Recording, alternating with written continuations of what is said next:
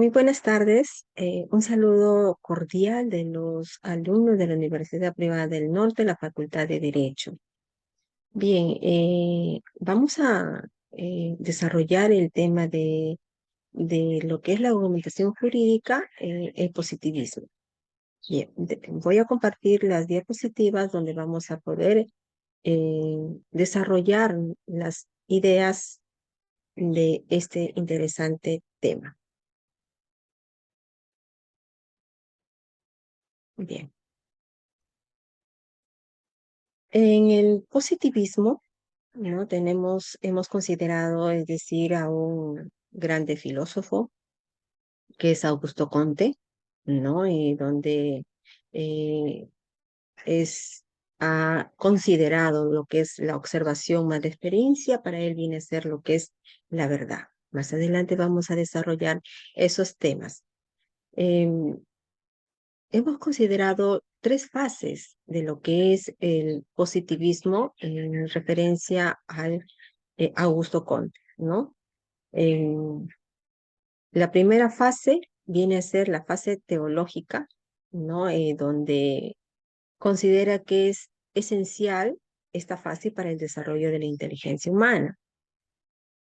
El estado teológico se refiere a la explicación por las deidades personificadas. Durante los primeros estados, la gente creía que todos los fenómenos de la naturaleza eran producto de la creación de lo divino o lo sobrenatural, ya que no se conocían sus verdaderas causas, ¿no? La mente humana busca la naturaleza esencial de las cosas, es decir, su origen, en donde suceden, para que existen, ¿no? Buscan el conocimiento absoluto con fuerzas sobrenaturales, que bien así lo dice Augusto Comte. Sobrenaturales se refiere a lo que son dioses.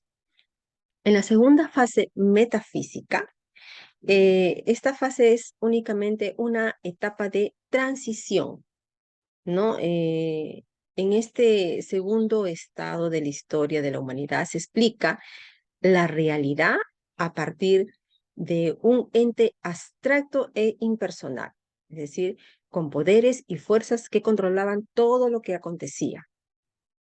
Es el estado intermedio, es decir, entre el estado teológico y el estado positivo. Las fuerzas abstractas, ¿no? Sustituyen a los seres sobrenaturales, ¿no? Y los propósitos de las cosas. Bien, el tercer viene a ser el estado positivo. En esta tercera fase relaciona lo que es la causa y la clasificación de los datos recogidos. Es decir, esto es muy fundamental, ¿no? Estudio más importante para Comte es donde él busca los hechos y sus leyes, se basa en lo relevante, a lo que es relativamente importante conocer y buscar solo las leyes de los fenómenos, ¿no? Entonces, resumiendo un poco lo que es el positivismo para Augusto Comte, viene a ser en estas tres fases, lo que es el estado teológico, ¿no? Se refiere a conocimientos absolutos, respuestas sobrenaturales. Y en lo que es al estado metafísico, ¿no? Viene a ser, se relaciona con conocimientos críticos y respuestas abstractas. Lo que es el tercer estado, que es el estado positivo, viene a relacionarse con conocimientos empíricos y respuestas concretas. Pasemos a lo que es el positivismo jurídico, ¿no? Aquí tenemos dos temas, que es el positivismo y lo que son las teorías en sí del positivismo jurídico. Aquí encuentra a dos de sus grandes expositores, que son Hans Kelsen, con la teoría pura del derecho, y Herbert Hart, con la teoría predictiva, ¿no? Con ello se alcanza, digamos, el mayor desarrollo teórico de esa época. Con la formulación de la teoría pura del derecho, el positivismo jurídico buscaba primordialmente la aplicación del método científico en su metodología y lo hacía con un rigor sistemático, parecido al de las ciencias exactas, ¿no? Eh, Hay una teoría apolítica, ¿no? Y esa está apartada de lo que viene a ser los valores y la sociología. La eficacia de su objeto de estudio de esta teoría es que es únicamente, exclusivamente del cuerpo normativo. No se encuentra separada del poder estatal, ¿no? Que mediante la coercitividad dota de fuerza del mandato jurídico. Al calificar lo que es como teoría pura, ¿no? Indica que entiende constituir una ciencia que tenga por único objeto al derecho, solo al derecho, e ignore todo lo que no responda estrictamente en su definición.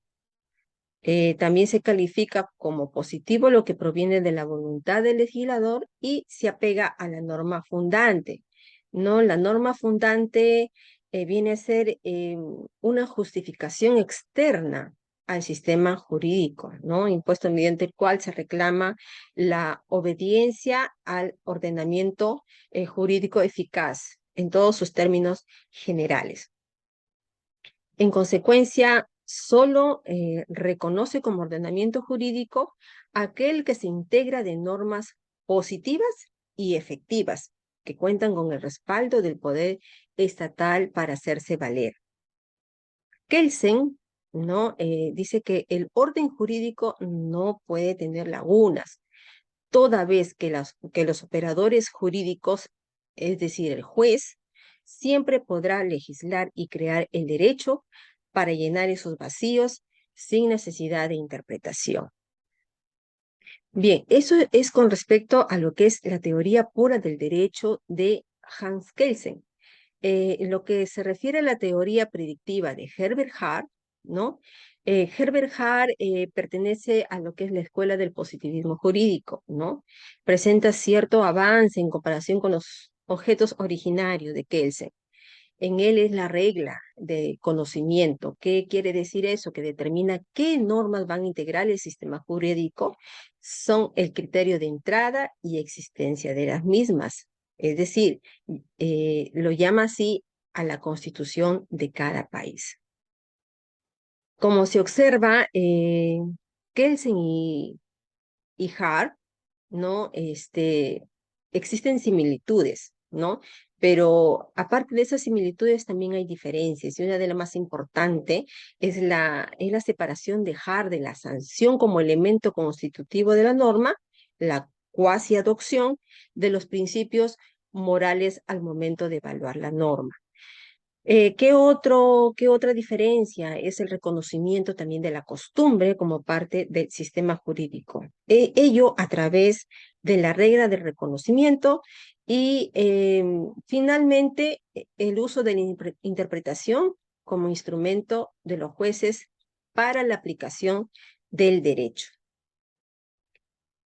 Continuamos con el positivismo jurídico, ¿no? Donde aquí hacemos algunas interpretaciones de Kelsen, ¿no?